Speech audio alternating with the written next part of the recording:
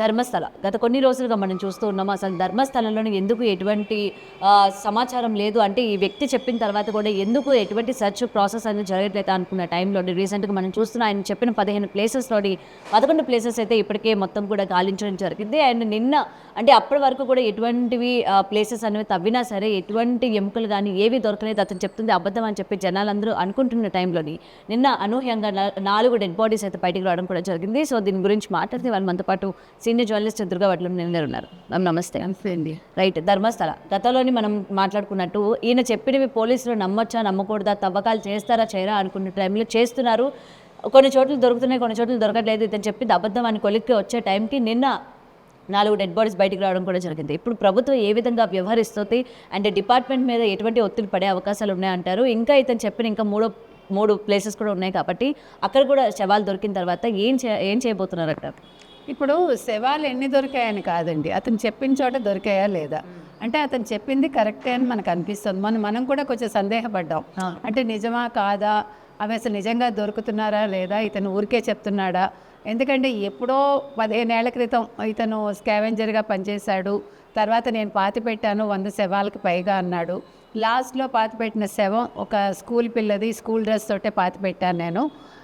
మనం ఇంకంతకంటే దాని గురించి మాట్లాడలేము, ఎందుకంటే అంత ఘోరమైన విషయం అది. ఆ తర్వాత నేను భయపడి పారిపోయాను అన్నాడు అతను. సో మళ్ళా ఎందుకు వచ్చాడు, ఇతను వెనకాల ఎవరున్నారు, ఇన్ని సందేహాలు మనకు వచ్చాయి.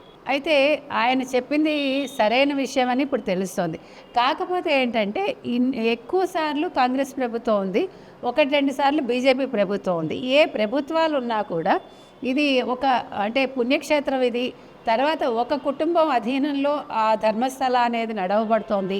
వీరేంద్ర హెగ్గడే అనే ఆయన దానికి పెద్దగా ఉన్నారు. తర్వాత అతను రాజ్యసభ సభ్యులు.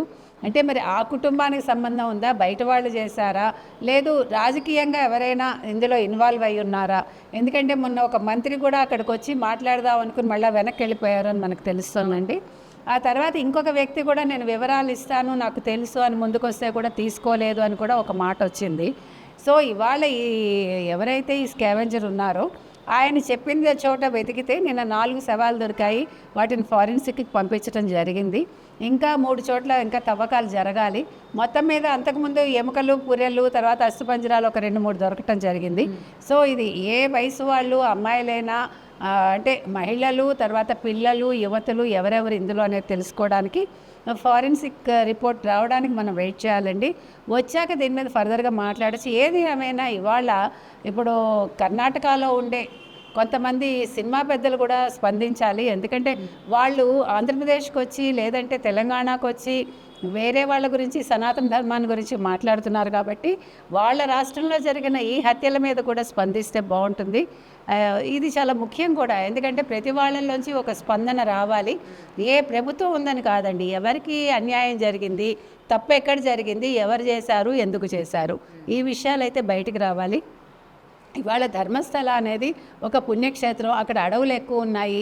అసలు అలాంటి చోట ఇట్లా జరగటం ఏంటి, ఎందుకు జరిగింది, ఎవరు చేశారు, ఎందుకు చేశారు. ముఖ్యంగా టెంపుల్కి సంబంధించిన వాళ్ళు అంటున్నారు కాబట్టి ఇప్పుడు టెంపుల్ మీద ఎటువంటి ప్రభావం పడుతుంది అంటారు? మరి ఇప్పుడు టెంపుల్కి రావడానికి కూడా భయపడతారు కదండి. ఇప్పుడు నేను అనేది ఏంటంటే ఇంతమంది మాయమైపోతే ఇన్ని సంవత్సరాలు వాళ్ళ కుటుంబాలు ఏం చేశాయి. ఇప్పుడు కంప్లైంట్ పోలీసులు తీసుకున్నారా లేదా, పోలీసులు తీసుకున్నాక ఫర్దర్గా ఇన్వెస్టిగేషన్ ఎందుకు జరగలేదు, మరి ప్రభుత్వాలు ఎందుకు దృష్టి పెట్టలేదు, ఇవన్నీ కూడా చాలా కాంప్లికేటెడ్ అంశాలండి. ఇప్పుడు సౌజన్య అనే ఒక అమ్మాయి తప్పిపోయింది, వాళ్ళ అమ్మగారు బాధపడుతున్నారు. అదేవిధంగా ఒక డాక్టర్ అప్పట్లో ఆ అమ్మాయి కూడా వచ్చింది, ఇక్కడికి వచ్చాక తప్పిపోయింది అని మనకు తెలుస్తోంది. సో ఏ అంశాలు తీసుకున్నా కూడా అన్నీ కూడా అనుమానాస్పదంగా, సందేహాస్పదంగానే ఉన్నాయి. కాబట్టి దీని మీద చాలా లోతైన దర్యాప్తు జరగాలండి. ఇవాళ కర్ణాటకలో ఉండే ఏ గవర్నమెంట్ అయితే ఉందో ముఖ్యమంత్రి సిద్ధరామయ్య గారు దీని మీద దృష్టి పెట్టాలి. ఆయన కూడా వెళ్ళి సందర్శించాలి, ఎందుకంటే ఆ ప్రభుత్వాన్ని కూడా నిలదీయాలి. ఇవాళ మానవ హక్కుల సంఘాలు ఏం చేస్తున్నాయి, ఉత్తప్పుడంతా ఇప్పుడు కేరళలో నన్స్ని అరెస్ట్ చేస్తే ఛత్తీస్గఢ్లో ఆ ప్రభుత్వం కథలు వచ్చింది కదా, ఇప్పుడు ఆ నన్స్కి ఇప్పుడు బెయిల్ దొరికింది కదా. మరి ఇక్కడ ఇంత పెద్ద విషయం జరిగి ఇంతమంది చచ్చిపోతూ ఉంటే మరి కర్ణాటక గవర్నమెంట్ ఎందుకు స్పందించడం లేదు? వాళ్ళు ముందుకొచ్చి స్పందించాలండి. సిద్ధరామయ్య గారు దీని మీద ఒక స్టేట్మెంట్ ఇవ్వాలి. దీని మీద కర్ణాటక ప్రజలు కూడా ప్రశ్నించాలి, ఎందుకంటే ఇది చిన్న విషయం కాదు. ఇప్పుడు రాష్ట్ర పరువు కంటే కూడా ప్రజల ప్రాణాలు ముఖ్యం, అక్కడ పోయిన వాళ్ళ కుటుంబాల వేదన ముఖ్యం. అది వాళ్ళు ఆలోచించాలి. రైట్. అండ్ మీరు అన్నారు కదా ప్రజలు కూడా దీని గురించి స్పందించాలి అని. ఎటువంటి కార్యకర్తలు కావచ్చు, లేకపోతే సినీ సెలబ్రిటీలు కావచ్చు, అక్కడికి వచ్చి సభలు పెట్టినప్పుడు ఏమైనా మాట్లాడితే ఇది మీరు తప్పు మాట్లాడారు అని చెప్పి వెంటనే వాళ్ళు గొంతెత్తి మాట్లాడుతూ ఉంటారు.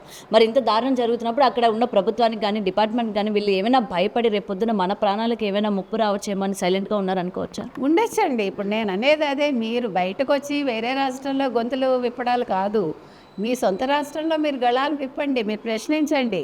అక్కడ కూర్చొని ప్రశ్నించకుండా ఇక్కడికి వచ్చి ఆంధ్రప్రదేశ్ ప్రజలను లేదా ఆంధ్రప్రదేశ్ నాయకులను, రాజకీయ నాయకులను ప్రశ్నించడం కాదు. తెలుగు వాళ్ళు ఏమి మీకు ఊరికే దొరకరు. అది నేను చెప్తూ ఉన్నది. మీ కర్ణాటకలో జరిగిన దాని మీద కూడా మీరు ప్రశ్నించండి. ఇప్పుడు తప్పు ఎక్కడ జరిగినా తప్పేనండి. ఎవరి ప్రాణమైనా ప్రాణమే. అక్కడ ప్రాణానికి భాష ఉండదు, ప్రాణానికి కులం మతం ఉండవు. ఓన్లీ థింగ్ ఎందుకు జరిగింది అనే దాని మీద మీరందరూ కూడా పోరాడాలని మనం కర్ణాటక ప్రజలు కూడా విజ్ఞప్తి చేస్తున్నాం. అలాగే అదేవిధంగా సినిమా సెలబ్రిటీస్ కూడా మాట్లాడాలి. తర్వాత కొంతమంది యూట్యూబర్స్ దీని మీద న్యూస్ వాళ్ళు స్ప్రెడ్ చేస్తే వాళ్ళని ఖండించారు, వాళ్ళని అరెస్ట్ చేశారు, లేకపోతే వాళ్ళ వీడియోస్ ఆపేశారు అని తెలిసింది. So sorry for the ma'am, ఇప్పుడు మీడియా కూడా అంటే బిగ్ టీవీ మీడియా కూడా అక్కడికి వెళ్ళినా కూడా బెదిరింపు చర్యలు కూడా చేపడుతున్నారు. ఇది చూసారా, అంటే అక్కడ ఏదో జరిగింది. సో అదేంటి అనేది ప్రభుత్వమే ముందుకొచ్చి దాని మీద నిర్ణయం తీసుకోవాలండి.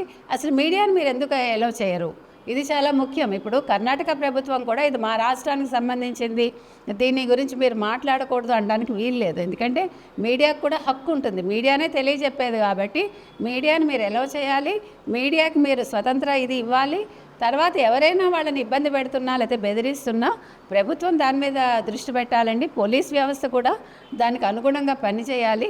ఈ విషయాన్ని మాత్రం ఇంతటితో వదలకూడదు, దీని అంతు చూడాలని మనం ఈ సందర్భంగా కోరుతున్నాం. Thank you ma'am. For more videos like this, subscribe Big TV channel.